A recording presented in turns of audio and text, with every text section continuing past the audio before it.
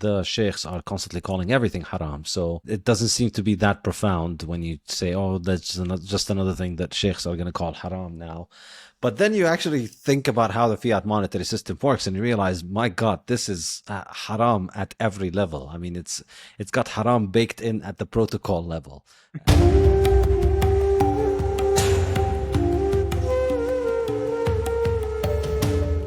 We have a special guest today, Saifuddin Ammous, a best-selling author and one of my favorite authors, actually, here to talk about the general macroeconomics of the Middle East. So, Saif, first of all, thank you for being here. I'm joined by my co-host, Haris Irfan. Saif, thanks. Really appreciate you taking the time today. Thank you so much for having me. It's a pleasure. Great, great. So we're just going to dive straight into it.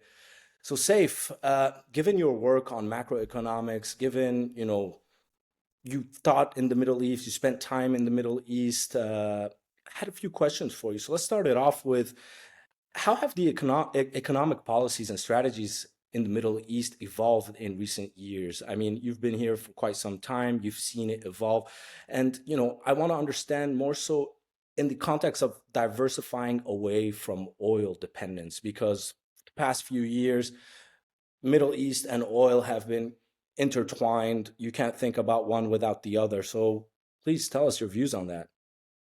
Yeah, I think the transformation that has happened in the Gulf over the last couple of decades is truly remarkable. I think the World Cup in Qatar was a real milestone, a kind of very strong statement of the kind of economic capacity that exists in the region, because I don't think there is anywhere else in the world that can host a one city World Cup.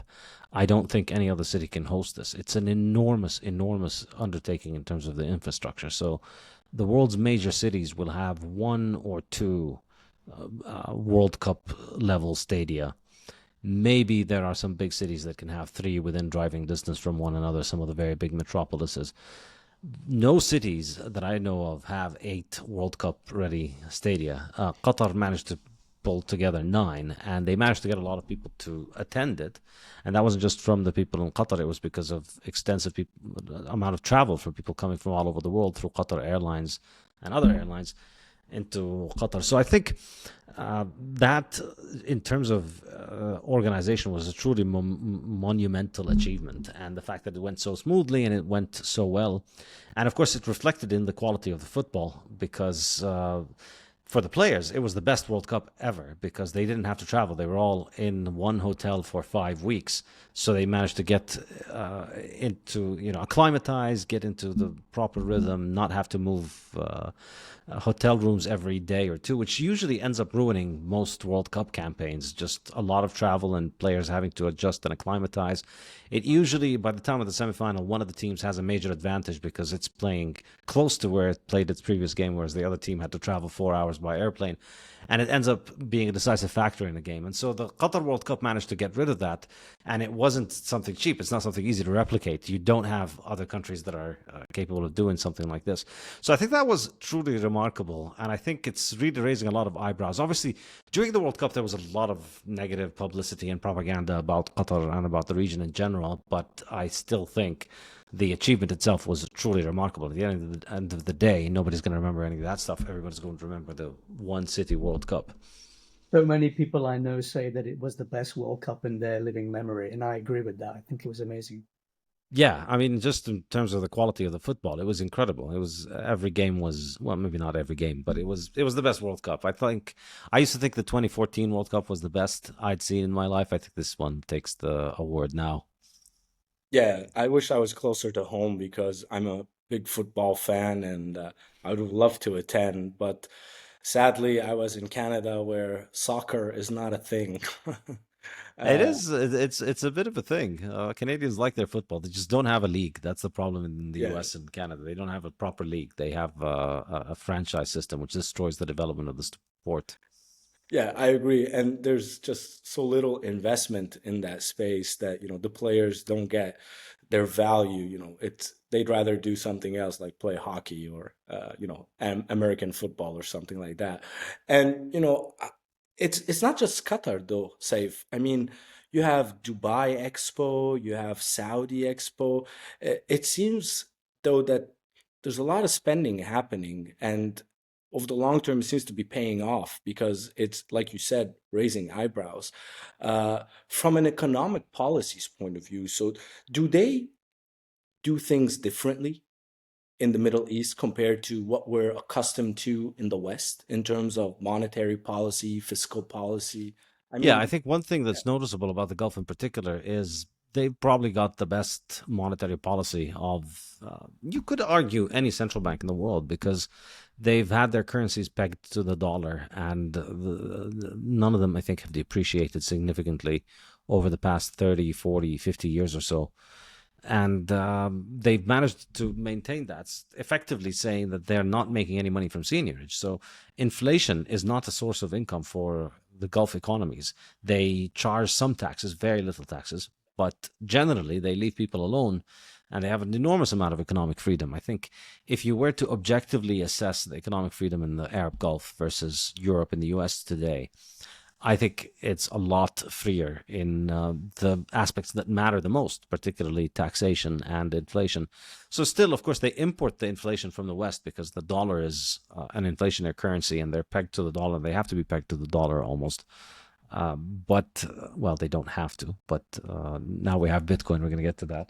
But given the restraints of knowing that you have to use a dollar-based system, they've done as good as you can expect. The currencies haven't devalued. Taxes are very low. And I think what's truly remarkable now, as you see that across the West, security is breaking down pretty much everywhere, and the West is becoming less and less secure. The Gulf presents a truly good place for people to go and raise their families, for people to live. So people who are interested in families, I think it's becoming more and more attractive to go there because the pay is good, the taxes are low, and the kids can play in the street. Very few places left in the world where kids can just go wander out in the streets and play on their own. So I think this is truly remarkable. And the way that I see it, the way that I try and the way that I understand this remarkable transformation that these places have witnessed, I think it's down to the fact that this is essentially a government that is in the market for a population. So they have had to learn how to run their governments properly because they need to get foreigners. All of these economies depend heavily on foreigners. And that means they're constantly trying to get the best deal out of the foreigners that they get and constantly trying to offer a better deal to the foreigners that they get. So I think this is similar to what you see in terms of markets. If there's a firm that has a monopoly on its customers, if you have the only gas station in a town or the only hospital in a town, and by law nobody else can open another hospital, you have a captive population, and then you start neglecting the quality and focusing on how you can maximize the revenue that you can get from this captive market.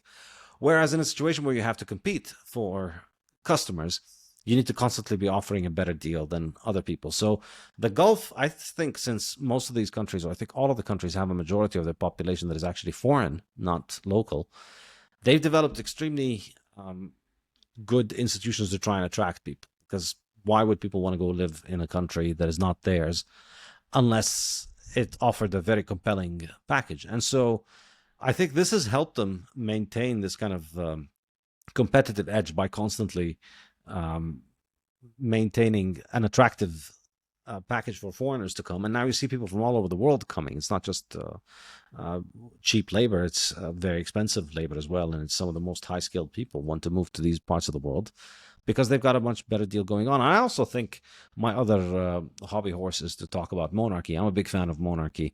It's not a very popular position to take. Very few people are brave enough to say this in public, but I have no problems with it. I think monarchy is a much better model for governance than democracy. Ideally, I'm an anarchist. I don't want government, but if pressed to choose, I'd rather have a king and a monarchy in particular, because I think the difference is that the monarch has a lot more security and power, and so he expects to be in power for a long time, and he expects his children and grandchildren and great-great-great-grandchildren to remain in power.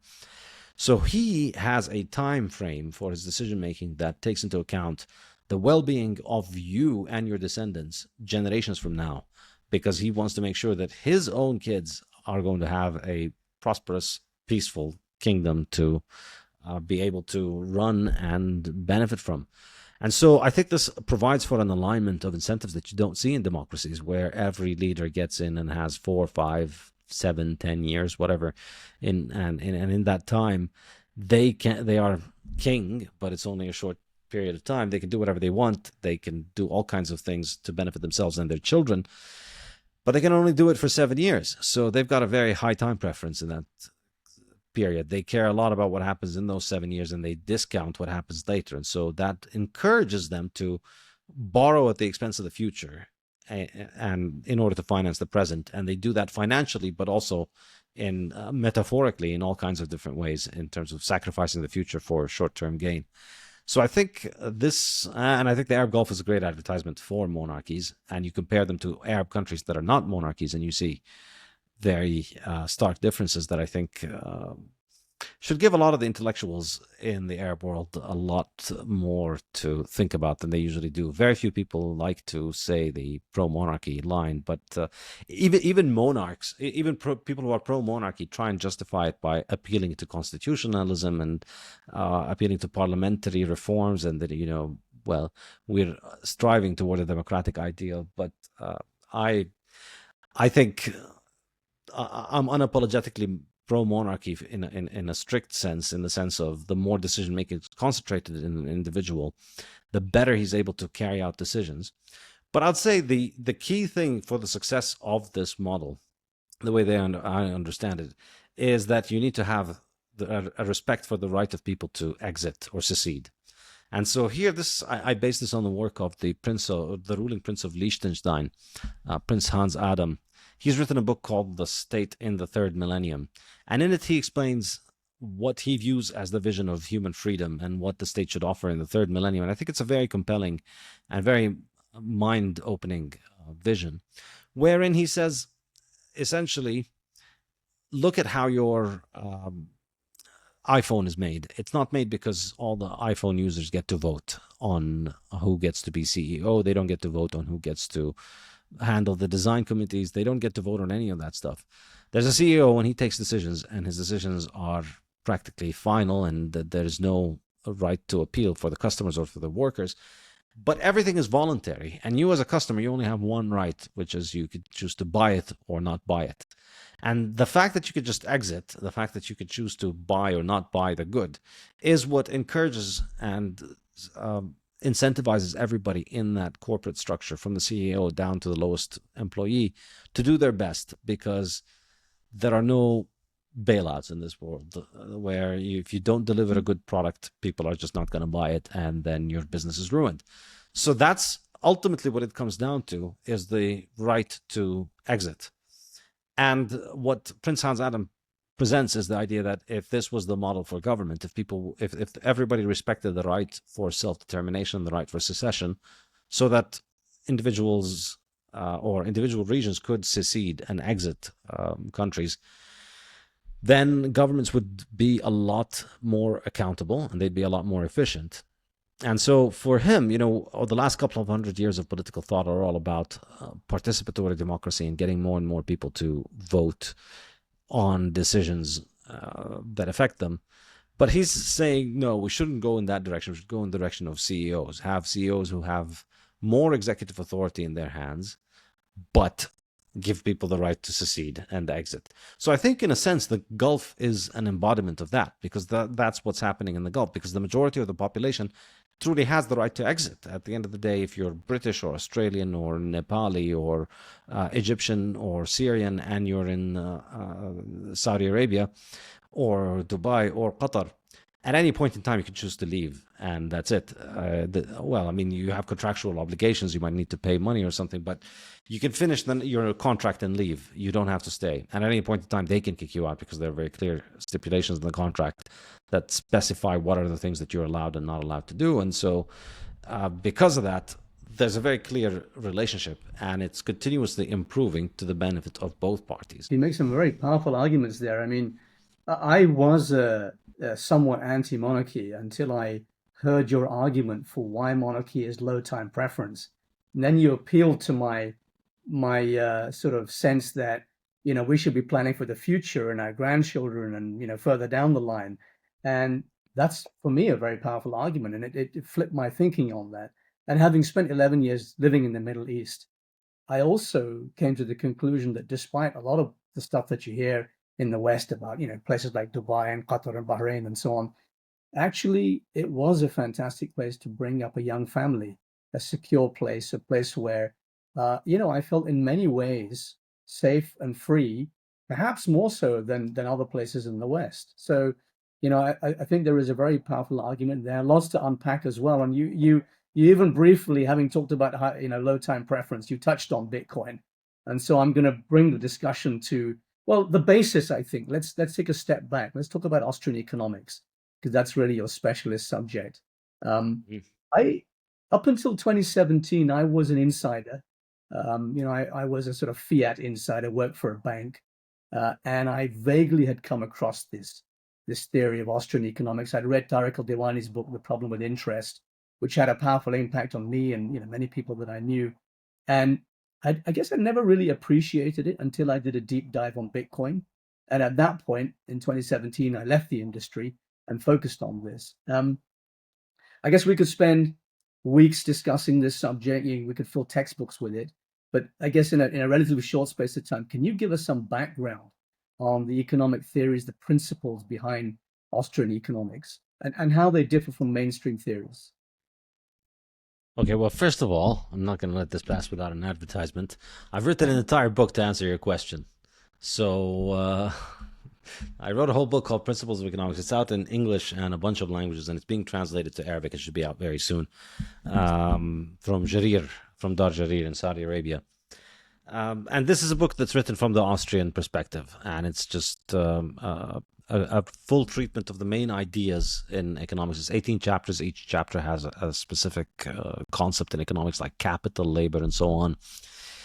Now, it's obviously very hard to summarize a whole book in a couple of minutes, but it's not going to stop me from trying anyway. So let's just go ahead.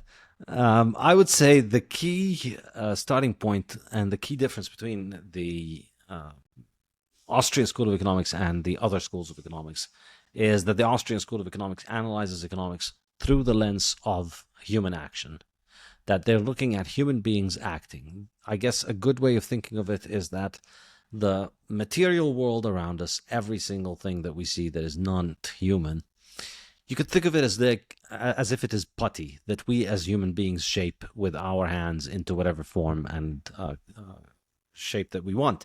We are able to manipulate that stuff in order to produce the things that we want from it. And it's all a product of our reason. We develop reason. We start thinking about what we want to do to the world. We act. We bring about changes in the world. And so if you want to understand the material world, you need to understand it through the eyes of the humans that shape it, through and through the hands of the humans that act upon it. So how this translates practically is that within the Keynesian or mainstream or neoclassical schools of economics, there is an analytical framework that is not based on human action primarily. It is based on mathematical aggregates. And so in macroeconomics in particular, there are all these mathematical aggregates like unemployment, inflation, GDP, industrial output, aggregate demand. And we try and establish scientific relationship between those aggregates in the same way that physics tries to establish scientific relationships between its variables and its analytical units. And so in physics, that you'll try and develop regular relationships to understand, you try to study the regularities of relationships to understand the relationship between pressure, volume, and temperature in a gas.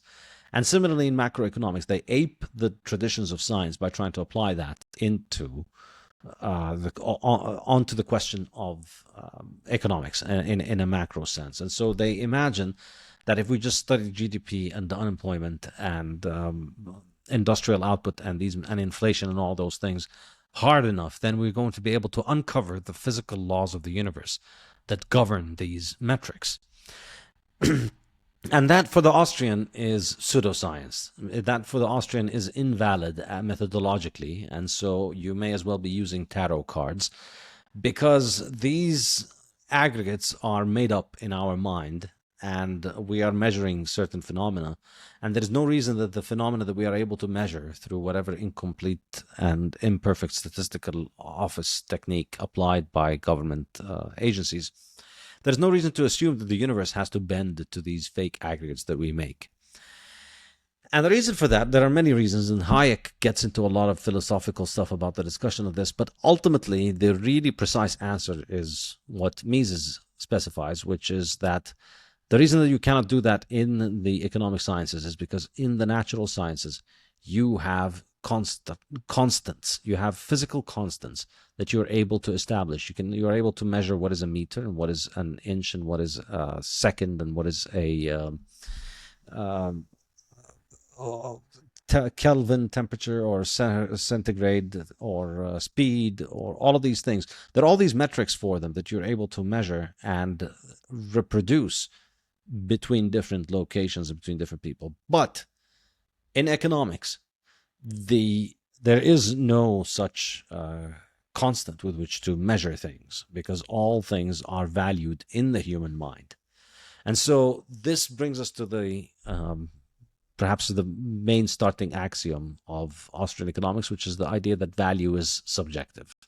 And that's where the Austrians differ from others. So the others think that valuation is something that you can calculate, whereas for the Austrians, valuation is something that is subjective, it is constantly changing, and it is marginal. And this is the key term, meaning that it is always determined at the margin, at the place and time where the process of valuation is taking place. Value is not something that is inherent in goods. So if you assume that value is something that is inherent in good and that you can calculate it, then you can come up with all kinds of amazing equations and models and mathematical ways of representing economic phenomena, which can get you incredibly boring jobs in academia or more lucrative jobs in banking.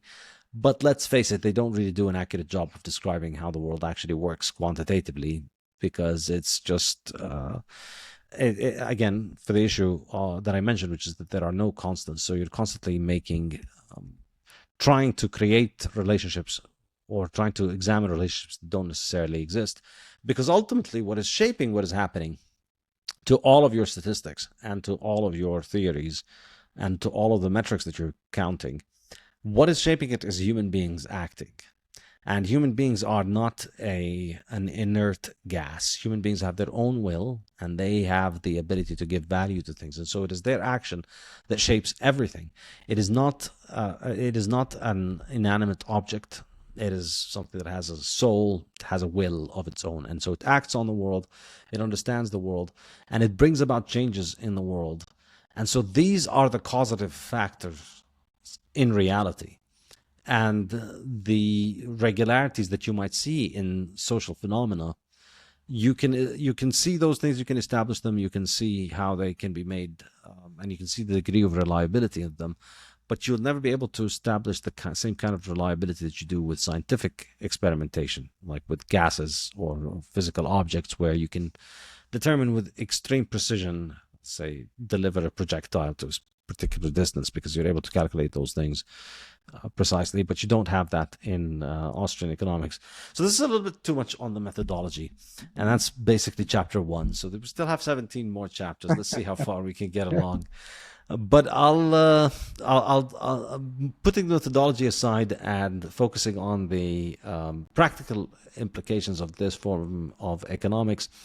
I'd say perhaps the most practically important way in which they differ from the mainstream economics is on the question of money.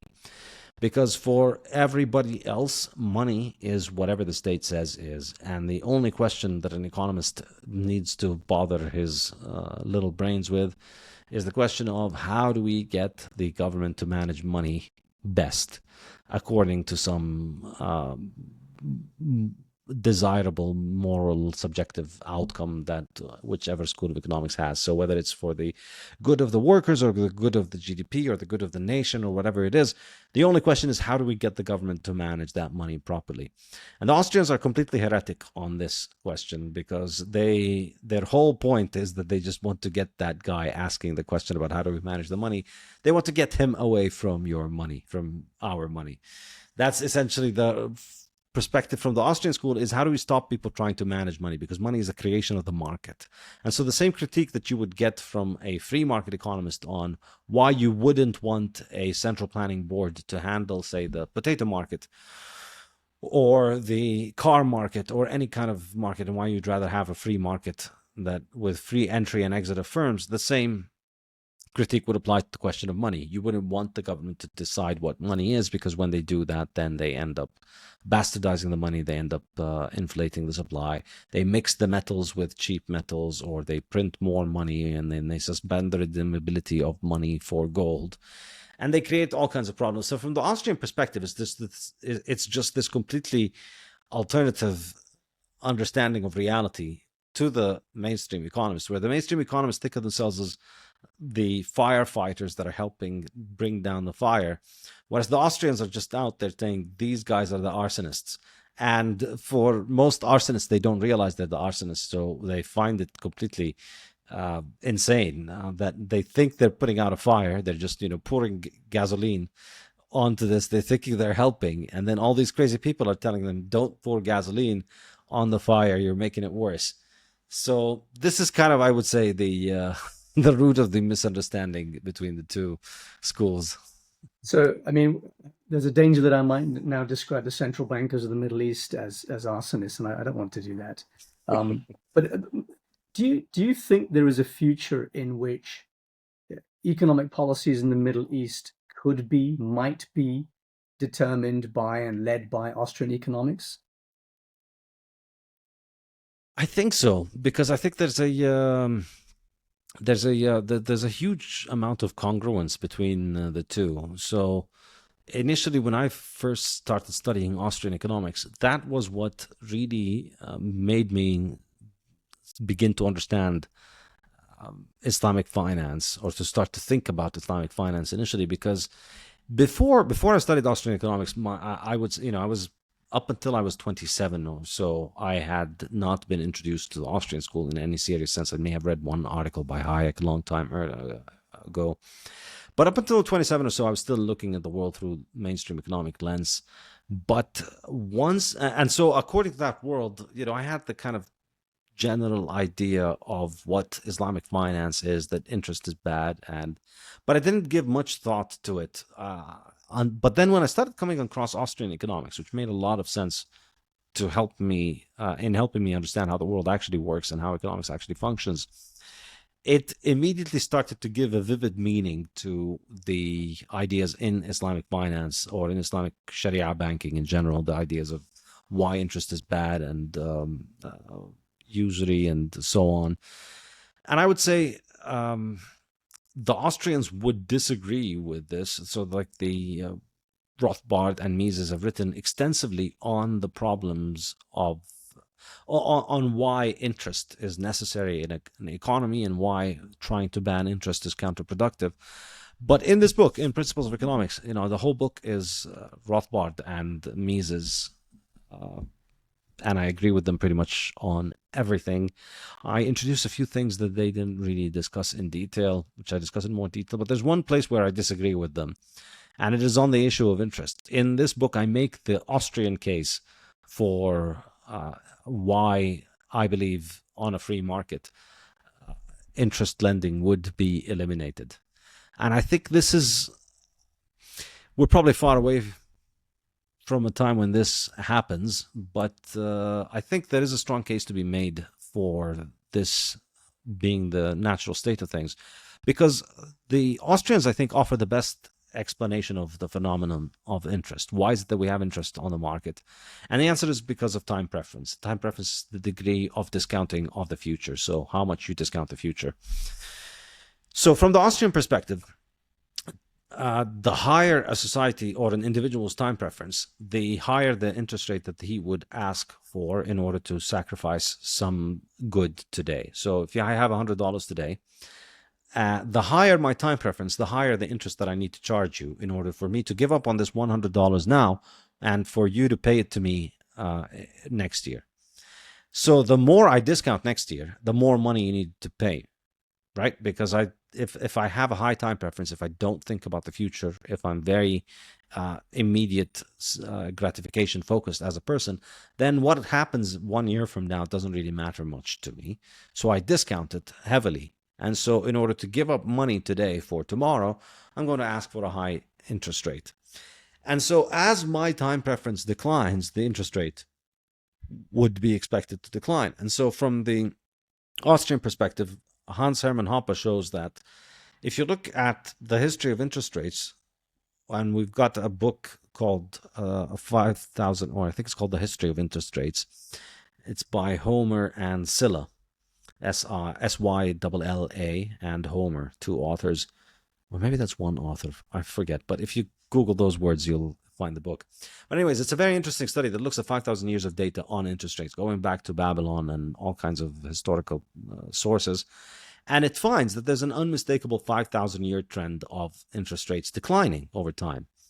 And this had reached its lowest point at the turn of the 19th century, at the end of the 19th century, at the beginning of the 20th century, when the lowest interest rate was what the Bank of England was charging the government, the British government, which was around 2.5% at that point.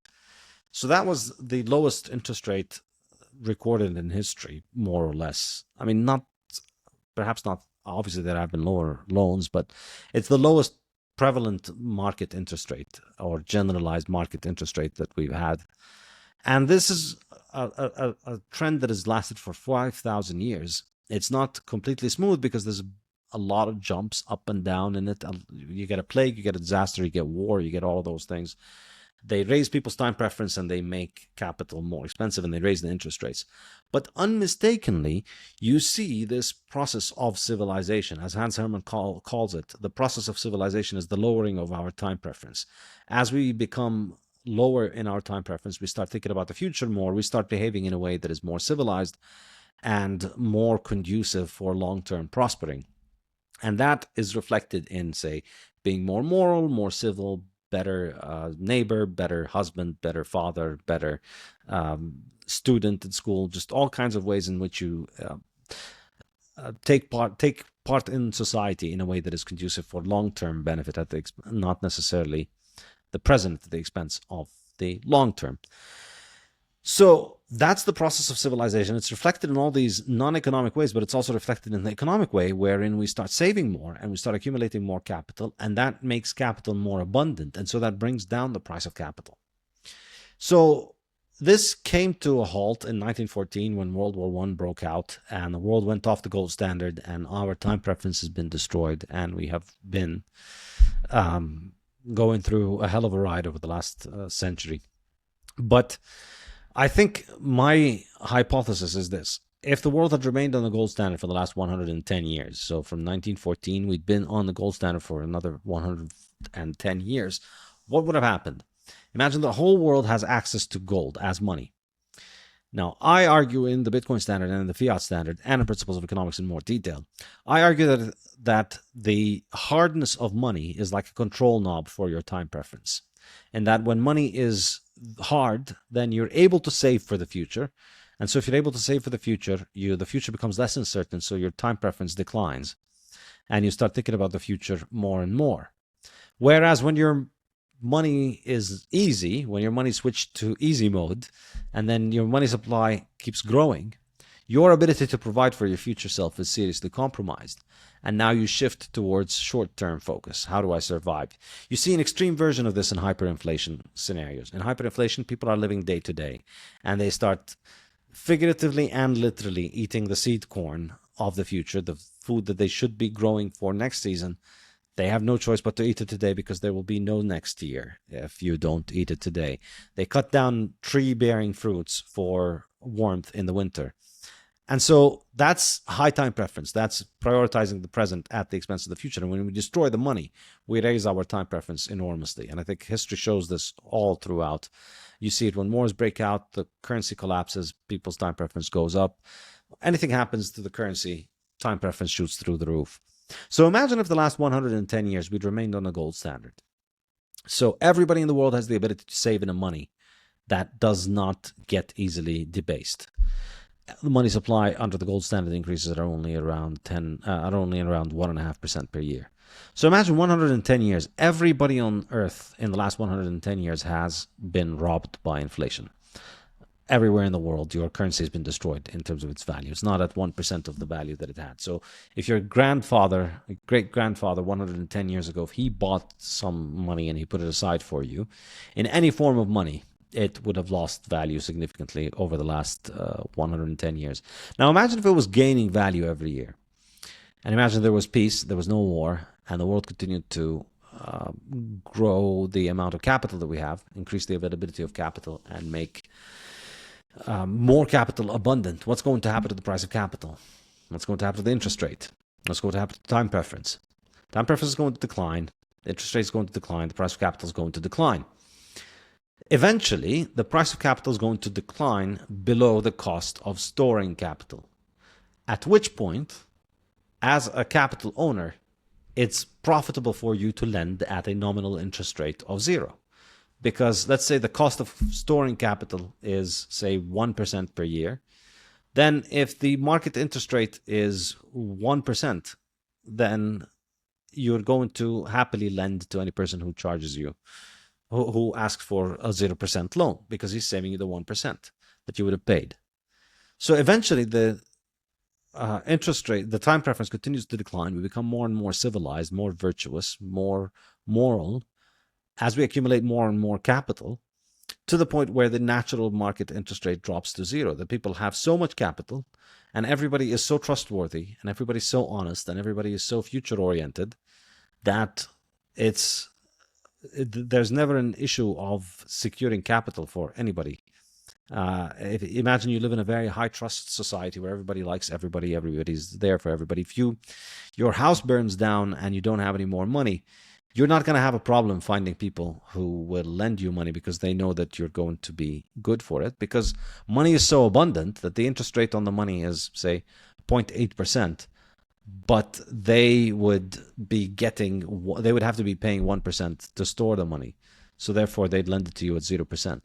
So I think this is essentially what Islamic finance is about. It's about a world in which people don't charge each other interest rate because their time preference is very low. And Islam teaches people to develop this through a clear set of instructions that allow you to arrive at this. So you purify your heart in all kinds of different ways, and you perform the right rituals.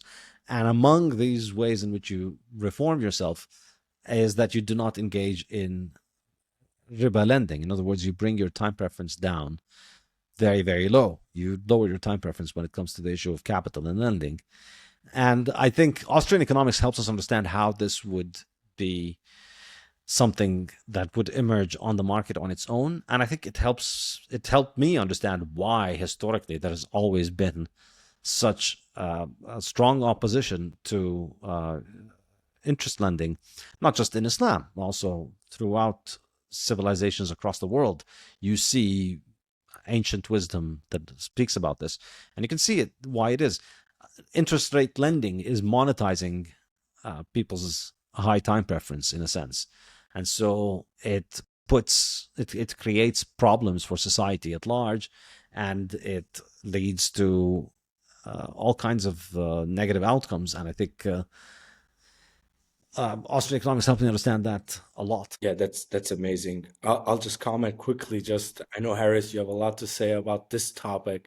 Just want to put something out there, and then I'll flip it back to you because this is your area of expertise. I'm sure you want to pick Saif's brain around the Islamic finance framework. But just quickly, Saif, so I was professionally and academically trained in Keynesian economics, and it took 5 years for me to unlearn that, starting with, the Bitcoin standard and going down that rabbit hole. And as I was doing my readings on the Austrian side, one thing that's so clear and that people fail to see unless they actually take the time to get into it is that it is so much more straightforward and just rational thinking versus, in university, they would force us to memorize these equations and these relationships.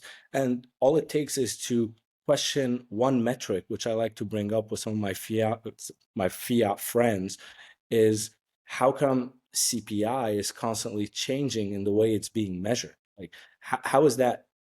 How is that rational? How is that, it just doesn't make sense. So I just wanted to put that out there in case someone's listening. I mean, just give it a shot, have a little read. Saif's book, Principle of Economics, is one of the easier ones, if not the easiest to absorb this type of content, because going backwards, trying to read Mises and Hayek and Rothbard is, a bit more difficult than, streamline economic text. But I'll stop there. Harris, I'll let you go at it. I know you have a lot of questions. Yeah, sure. I mean, thank you, say, for some really a very interesting take on the intersection between Austrian economics and the Islamic economic model. And I'm fascinated to know more about the case that you make for Austrian economics with no interest. But let's put that to one side for now, because I think we are gradually leading towards a discussion specifically on Bitcoin, because that's a sort of natural progression of what we're discussing right now. And I can certainly see Bitcoin fitting into a framework for Islamic finance, because, like you, I see that intersection between Austrian principles and the Islamic economic model. And I think that Islamic finance would reach its sort of ultimate goal if it had a sound monetary base. What do you think? What sort of potential do you think Bitcoin holds for Islamic finance in this regard? So I think the most obvious answer to this question is on an individual level. I think only really when I wrote the fiat standard, when I really got into studying how the fiat monetary system works, did it really occur to me just how haram fiat money really is. I mean, you vaguely always know that it is haram money because it's government and it's not gold, and money in Islam is supposed to be gold. So you get the sense that it is haram, but it's not something that, we live in a world in which the sheikhs are constantly calling everything haram. So it doesn't seem to be that profound when you say, oh, that's just another thing that sheikhs are going to call haram now. But then you actually think about how the fiat monetary system works, and you realize, my God, this is haram at every level. I mean, it's got haram baked in at the protocol level, as they say in engineering terms. That it's because even if you're just using paper money, even if you don't even use the bank, if you just get paid in cash and you only spend cash, well, that cash is not the money itself. That cash is a receipt for digital money. Fiat money is digital money. And the paper you have is like a physical receipt for the digital money that allows you to get on the government's digital network, essentially. And the way that money is created, whether you like it or not, is that money is created through riba, through usurious lending.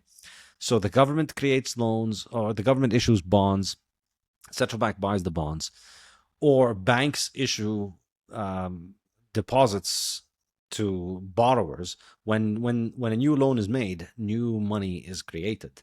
So the printer then prints that money into existence, but the money is created when the debt is created. So at every level of the creation of the fiat money, you have riba. So you are a partner in riba at every point. So from a personal perspective, just simply realizing this should encourage, I believe, any honest Muslim to really try and take the fiat out of their life as much as possible. And I think this is now, I mean, I'm not a sheikh, but I think you could make a very strong argument that at this point, it's not just that Bitcoin is halal and fiat is haram. I think you could even say that Bitcoin is fard, that Bitcoin is a duty of a Muslim to get into it, because the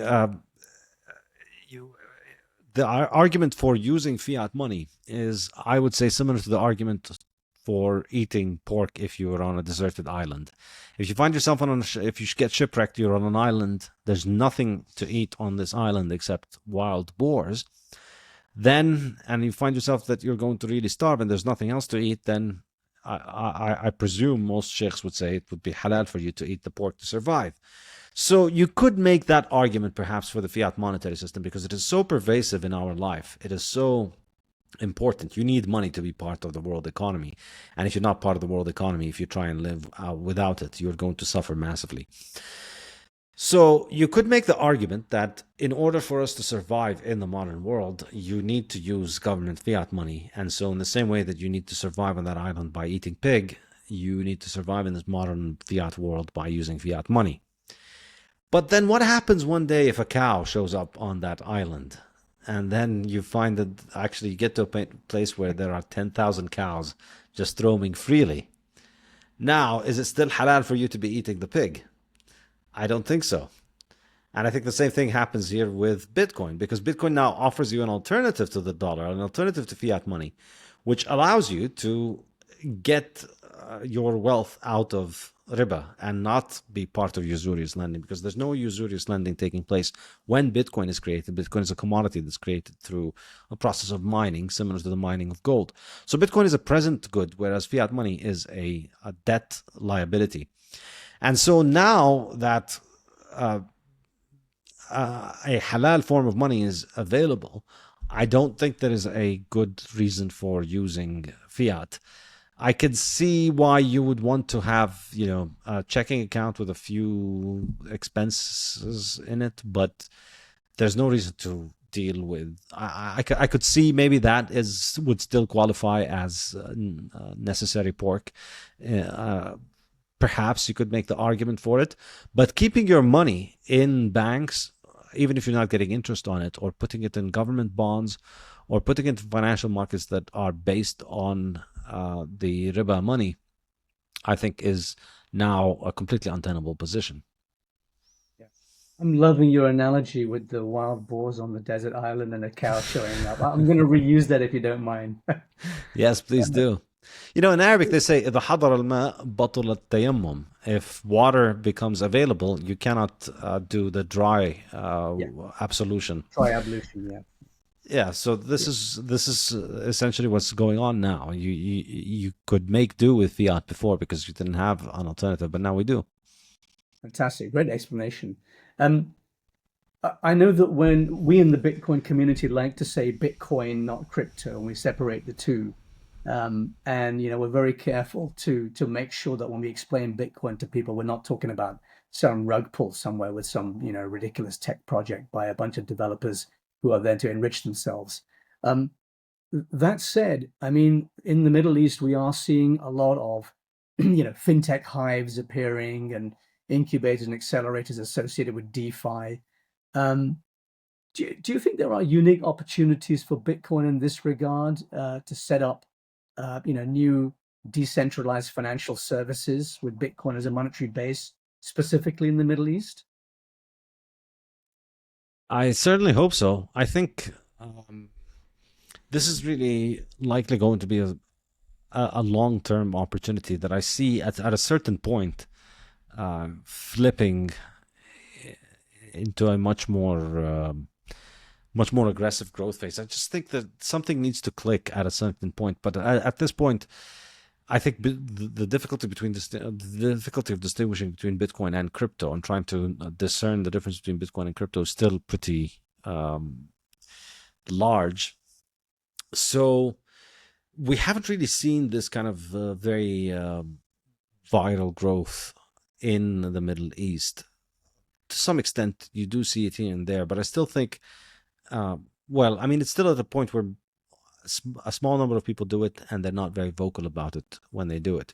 It hasn't gotten to a point where it's the thing that people are doing. It's not this very popular thing yet. But I think the tipping point will be when people really understand the Islamic analysis that I just made. I think once more and more people get that point, and then a few influential people start promoting that idea, I think then we'll likely see a major shift in this regard. But until then, I mean, the nice thing about Bitcoin, of course, is that it still works whether a lot of people join or not. So it's already one of the 10 biggest currencies in the world, I think, by capitalization at this point. And it Definitely really biggest. does work. I mean, it actually works. I mean, I'll give you one example. I tried to make donations into Gaza for relief work on the ground, and I couldn't do it through the normal banking rails. It doesn't matter what currency it was, payments just get blocked. And the only way that one can get money into Gaza is through Bitcoin. and there are individuals on the ground who can use that money to buy essential goods and services. So it really does work, which kind of leads me on to another question, actually, just regarding geopolitical events in the Middle East. I mean, obviously it's a big subject, more so in current days with events around the world right now. And you've been very vocal about events, but I just wondered whether Bitcoin has proven to be a useful tool in this regard and facilitating work in places like Gaza. How has it been utilized? What's its impact been on the ground? How do these geopolitical events in the Middle East influence economic stability and growth in the region? Yeah, I think that's a great example. And I think that's also another reason why people eventually, I think, in our region are going to wake up to this. Because on top of the halal issue that we mentioned, is the fact that a lot of people in this region are on the wrong side of the financial authorities of the world. And so they get their accounts frozen and they get their central banks shut down and have their reserves confiscated, and you get sanctions and you get war zones and you get all kinds of horrific things. And a lot of these people are turning to Bitcoin. You see it in Syria, you see it in Gaza, you see it in all over the region.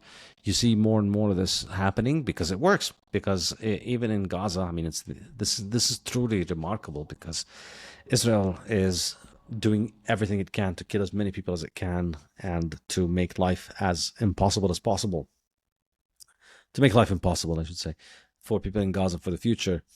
And yet Bitcoin continues to work and continues to survive because it's a form of money that you can use into and out of the country. And even in the middle of the war zone, people are still able to use it. It's a very, very powerful tool because it's money at the end of the day, and everybody needs money. Everybody needs to access the division of labor that money allows us to access. And Bitcoin just gives you that anywhere, anytime. And the technical requirement, I think people still have this idea that, well, it's a digital thing, so it works with a computer. So, once the power goes off, then my Bitcoins are gone. It doesn't work that way. Bitcoin doesn't it's not a game. It's not Super Mario on your computer where if you don't save and the electricity goes, then your mushrooms are gone. That's not how it works. It's Super Mario on thousands and thousands of computers all over the world. So your mushrooms are safe. You're not going to be rugged. There is no single piece of authority. There's no single authority behind it. There's no central authority that can decide to take your coins from it. So it's a very, very robust system, to the point where your ability to access the network is immaterial to the safety of your coins. So even if you're unable to access it for a few hours or days through emergencies, you still have your savings there, and as soon as you can access them, they're yours. And it's unstoppable. There's no way that anybody can stop you from using it. You just need any kind of machine that can access the internet. And I think Gaza is just a great advertisement for the resilience of technology today, that even in all of this stuff, people still find ways of making electricity. People still find ways of charging their phone. People still find ways of accessing social media. And people still find ways of communicating with one another. And they still find ways of accessing their Bitcoin. They do it in Gaza every day. So check out Bitcoin for Palestine. They've been organizing an incredible amount of relief work just from donations of people on Twitter. So this is truly remarkable, and I think it's going to open a lot more people's eyes to the true power of this technology, because a lot of people are sympathetic, but as you said, they can't find a way of sending money that's working, because Zionist authorities all over the world don't want this stuff to happen, don't want relief to go to Gaza. Yeah, true testament of Bitcoin's ability to, protect your ability to transact. Safe.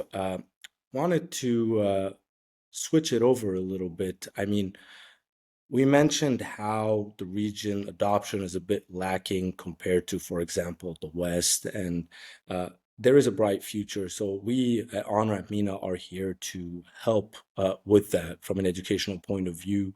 Now, one thing I noticed in Dubai, for example, in the UAE, is that the youth is very comfortable with the underlying tech itself. You don't have to explain concepts like hashes, blockchains, etc. I think where it's lacking is the understanding of sound money and its principles. And I think once we can unlock that, I think we're more likely to see a rise in Bitcoin adoption within the region on top of the Islamic Sharia compliance it provides. I want to turn the attention to, so I know you've spent time in Lebanon. Lebanon is one of those countries, for those who are listening, that's going through hyperinflation, capital controls. I mean, myself, my family, my friends, I'm sure you have a lot of people as well that have been affected by the situation, Saif. And I'm wondering, in Lebanon, it seems that Bitcoin adoption is also lacking, even though the system has turned against the people itself. Do you think Bitcoin could solve for that if more people, what's stopping them from adopting it? Like, what are your views on that? I think I think one aspect of it is that Bitcoin is just not easy to understand. There's a technical effort that needs to be put into understanding it, and I think it's really tempting. The vast majority of people, if not maybe even all people, are tempted to initially just dismiss it based on what you learn from the first precursory observation of it. And so I was like that. I heard about Bitcoin early on and ignored it for a couple of years, and I had my very good, strong reasons for why obviously it couldn't work. And when I was making these very confident pronouncements, I had no idea how hashing worked. I had no idea how uh, uh, distributed networks worked. I didn't understand any of that stuff, and I didn't understand the kind of resilience that Bitcoin has, and its resistance to control, or the resistance to a central authority taking charge of it. So eventually you just need to get familiar with these concepts, and there's no easy way around them. They need to spend some time trying to understand it. And I think with time, more and more things are going to turn your attention toward it, tell you, no, you need to pay attention to this thing. It's very important. So that's one aspect of it. Another aspect of it is, I think, um, in the parts of the Arab world where people have not had a problem of inflation historically, because of good governance, or because of safety, because of the fact that your money continues to work and that you don't have to pay taxes, people are just not as they don't have a bitter experience with money, so they don't have the ability to develop the kind of healthy paranoia that you need to drive you to Bitcoin. So I think this is probably an impediment to this, and that's why people, I would say, in the Gulf, there's a significant interest in the day trading aspect of it, the making a quick bucks, buying a meme, buying an NFT, this kind of stuff, which is completely missing the point about what really matters here, which is as a long-term form of saving. But if your bank account works and your currency is the Kuwaiti dinar or the Qatari, these currencies are doing all right. So they haven't had to think about the problem of inflation very seriously. And I think also, unfortunately, people in the situations of conflict, there is, as I was saying earlier, there is a large increase in your time preference naturally when you're in a situation where you're at risk. And so you discount the future heavily, and that precludes you from having a large appetite for something like Bitcoin with its volatility that seems like it's going to be a problem in the long term. But in order to be able to stomach it, you need to commit to it to the long term. So I think intellectually and financially, your time preference rises in these situations of conflict, that you've become unable to really get into Bitcoin. And in these situations, sometimes people will use Bitcoin, but it will be transactional. You use it to get your money out of a country. You buy something, you take the thing with you, or you sell something, you take the money in Bitcoin, you leave the country with the Bitcoin, and then you cash out the Bitcoin into something else. But that's not going to be the best setting for developing a long-term saving plan with Bitcoin, which I think is what really matters and what people should really be after.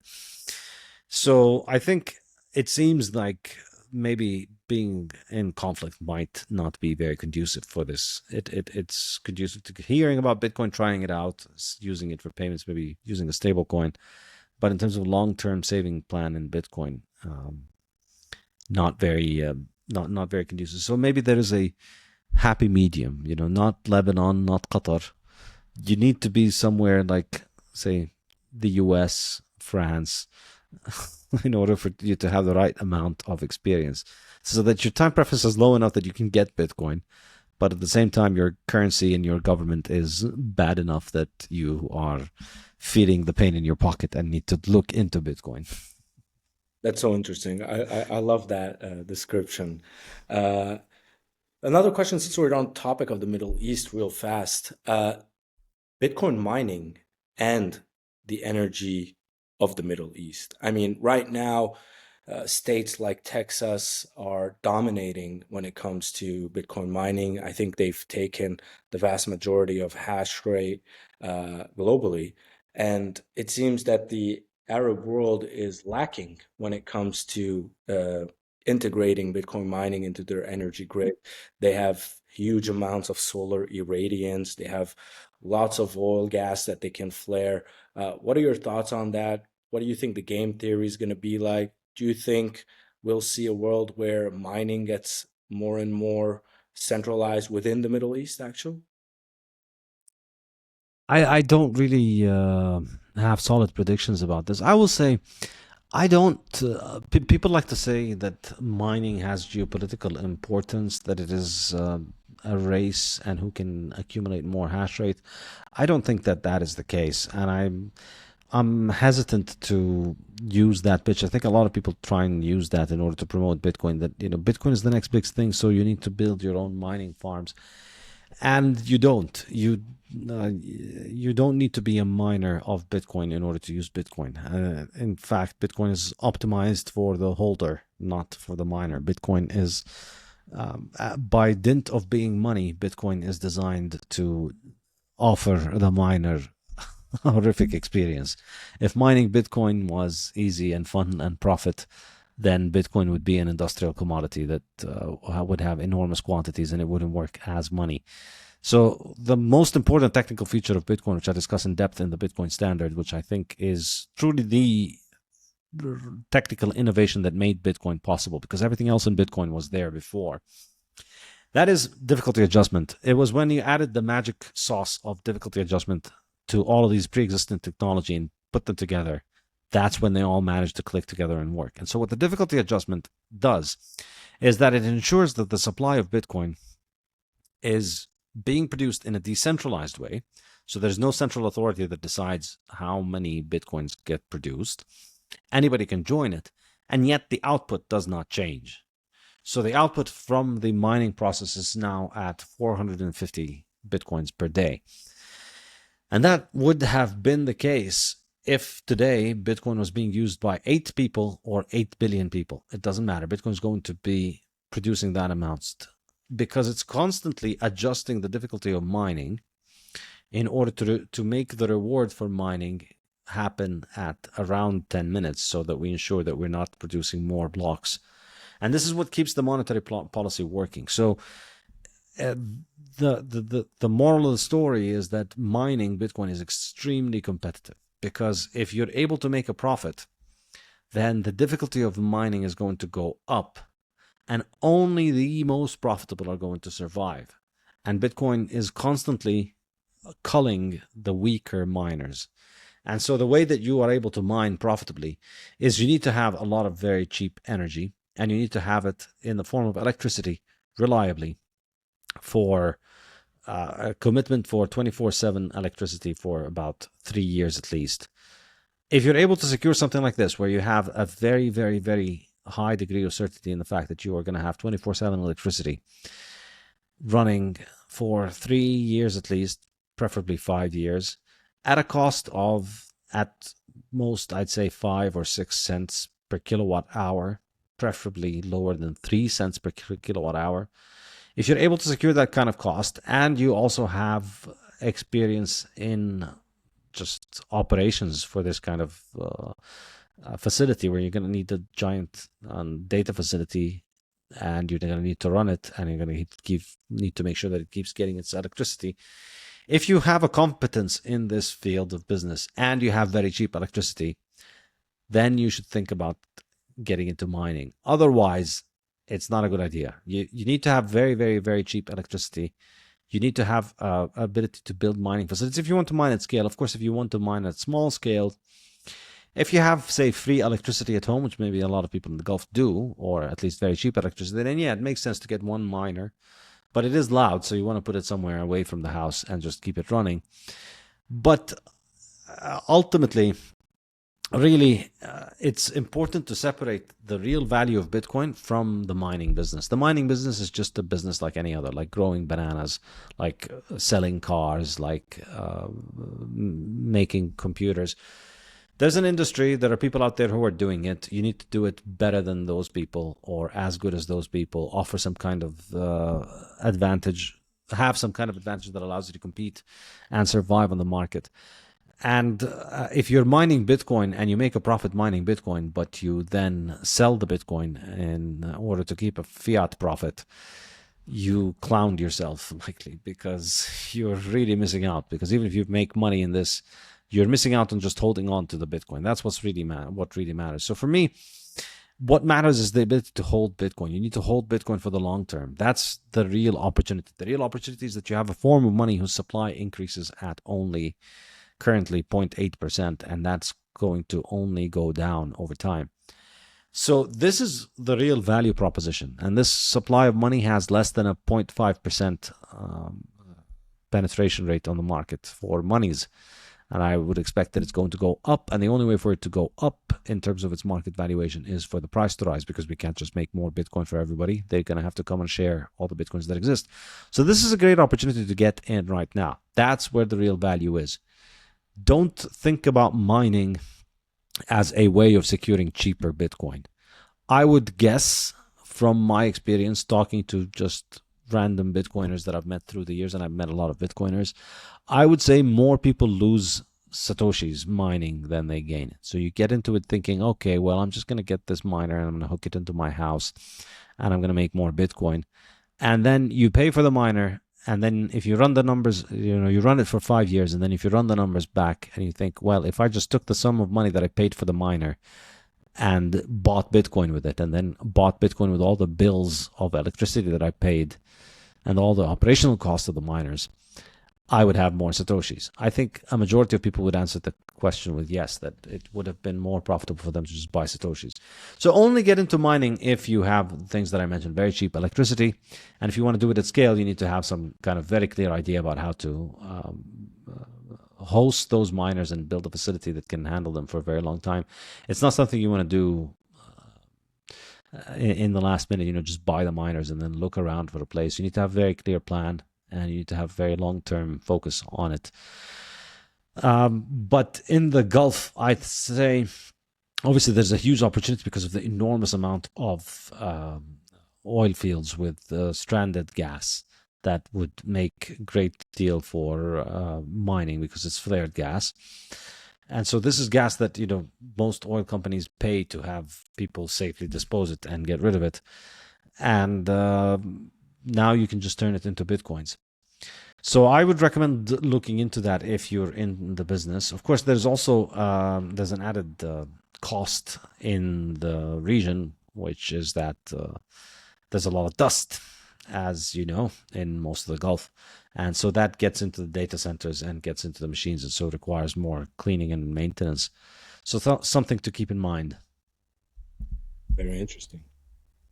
I feel like we could talk, for hours and hours, and I'm mindful of your time. So from me, I'm going to ask a couple more questions to finish off. The first is regarding education. You're kind of an academic institution by yourself, and people can find out more about what you do at saifeddin.com. But I'm thinking from the point of view of academic institutions in general. Have you taken any steps to influence how they teach economics and their economic curricula? Is that something that you do, or something that you focus on? And what impact do you hope to achieve through your work? Educational efforts and through saifeddin.com and other initiatives. For me, the main thing was that it allowed me, leaving academia and working independently online was the obvious choice for me, because it was just a much more productive way of doing teaching. And in my case, they had the added incentive for the fact that my ideas were just not a good fit with academia, as it is dominant today. So it makes a lot more sense for me to just try and teach online. And for me, I think the ability to reach people directly, I'd say, is something that is a blessing that I had because of the success of my first book, that it developed some kind of a audience all over the world that is interested in the ideas of Austrian economics. And they got in because they saw Bitcoin in the title, and then they read it, and they heard about an Austrian school. So suddenly, in 2018, after I published the book, I started getting a lot of interest from people from all over the world who wanted to learn more about Austrian economics, and I just thought I should take the chance on this and start teaching online. And now I've been doing it for 5 years. Last month was my 5-year anniversary. So I've taught something like 7,000 students, more than 7,000 students so far. So that would have been like a lifetime in Wow. regular university to get through 7,000 students. But thanks to the internet, you could do it a lot more easily. And for me, this is just how do you fight the darkness? You can curse the darkness, or you can light a candle. This is my little candle in the darkness of cyberspace. The Harvards and the MITs and the Oxfords and Cambridge, they have their enormous horns of propaganda where they're constantly churning out their stuff. You could try and go and fight the beast from within and just end up getting hoarse from shouting and achieving nothing and just being called an extremist. Or you can go directly to people and tell them, well, here's what I think and here's how it explains the world. And you make your own mind up. And I think that's a lot more productive. It's a lot better for my mental health and sanity. It's a lot better for my social life, not being surrounded by people who think you're extremely weird in your workplace at all times and places. I'd say it's probably good for my safety too. I think we can all And identify with that. Yeah. Yeah. So what's next for you? I mean, any upcoming projects or initiatives? What can we look forward to from your end? So I am working on a fourth book right now, but I'm not going to share details about it. I'm keeping it under wraps until it's out. I think you might enjoy it, but I'm biased. Obviously, I'm writing the book, so buyer beware. But that's my focus for now. So I'm heads down in this new book, and you'll be hearing about it hopefully soon. You'll get some more details on what's going on with that. Really looking forward to that. Yeah, likewise. Well, Saif, thank you so much for your time. This has been a very interesting conversation. Thank you for all the work you do, and thank you for taking part in this fight. You're in your own way. So everyone is grateful, at least on my end. I've sent your book to many people, and I think a lot of people have done so as well. I've seen in the US, I think Dennis Porter may have shared the Bitcoin Standard with a bunch of people. It is truly a gateway to the Bitcoin rabbit hole, and I think every other book you've put out has been amazing. We'll make sure to include all the details, all the links in the description. We'll be pushing it out, on all social media channels. And thank you again for your time. So Thanks, Safe. Thank you so much. Thanks for having me. It's a pleasure, guys.